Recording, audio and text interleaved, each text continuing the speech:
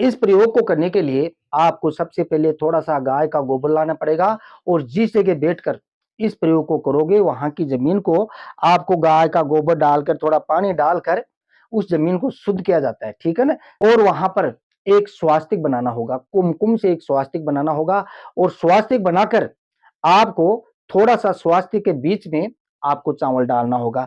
चावल डालकर आपको दीपक को ऐसे रखना होगा। ध्यान रहे भक्तों, इस प्रयोग को होली, दीपावली, दशहरा, ठीक है ना?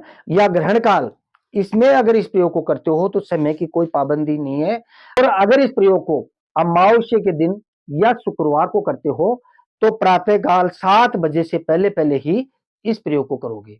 ठीक है ना? ये बात आपको समझ आई? भाई 7 बजे से पहले-पहले ब्रह्म मुहूर्त में इस प्रयोग को आप कर सकते हो। अगर शुक्रवार या अमावस्या के दिन इस प्रयोग को करते हो तो ब्रह्म काल में ही अपना सब कार्य आपको निपटा देना है।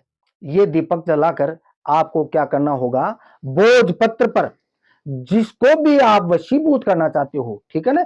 जिसको भी आप वशीभूत करना चाहते हो, भोजपत्र के टुकड़े पर हल्दी से उस व्यक्ति का या महिला का नाम लिखे जिसको आप प्रसन्न करना चाहते हो, वशीकरण करना चाहते हो, वशीभूत करना चाहते हो, उसका नाम लिखे और इस तेल के अंदर आपको डुबा देना, फोल्ड करके इस तेल के अंदर आपको डुबा देना है, ठीक है? उसके बाद में ये जो दीपक है, बड़ा वाला जो दीपक है, उस दीपक को आपको ऐसे रख देना है, ठीक है?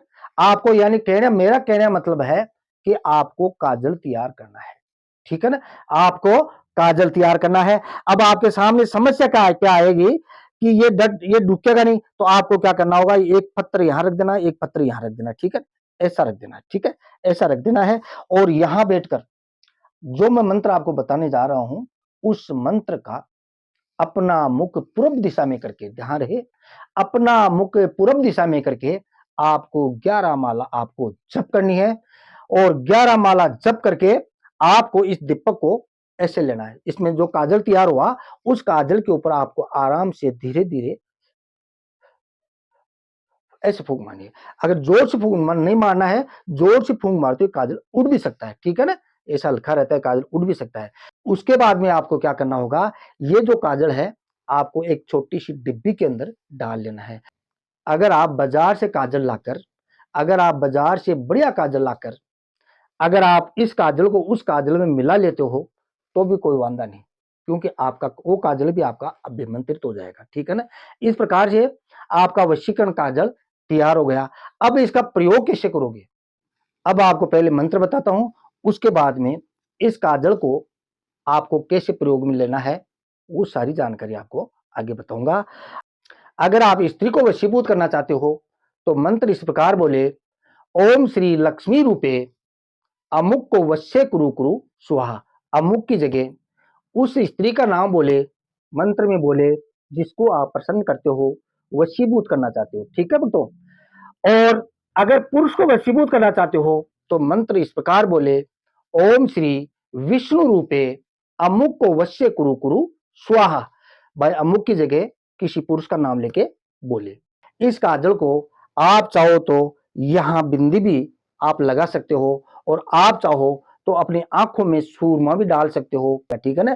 आप चाहो तो अपनी आंखों में सूरमा डालकर साध्य व्यक्ति के पास सामने जा सकते हो और आप चाहो तो एक तिलक लगाकर, वशीकरण तिलक लगाकर साध्य व्यक्ति या महिला के पास आप जिसको आप वशीभूत करना चाहते हो, उसके सामने जाओगे तो मंत्र को मन ही मन आपको बुदबुदाना है और उसकी आंखों में आंख डालनी है।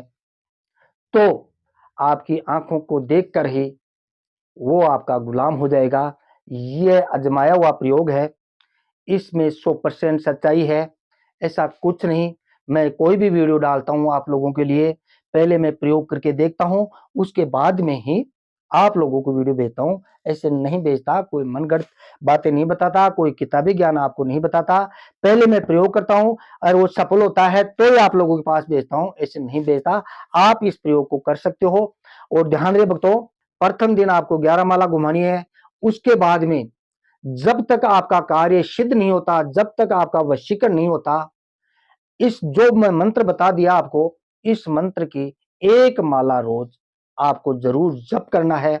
तो आपका कार्य 21 दिन के अंदर अंदर सिद्ध हो जाएगा। मैं वादा करता हूं, अगर कितना भी कठोर दिल क्यों न हो, तो भी 21 दिन के अंदर आपके चरणों का दास हो जाएगा।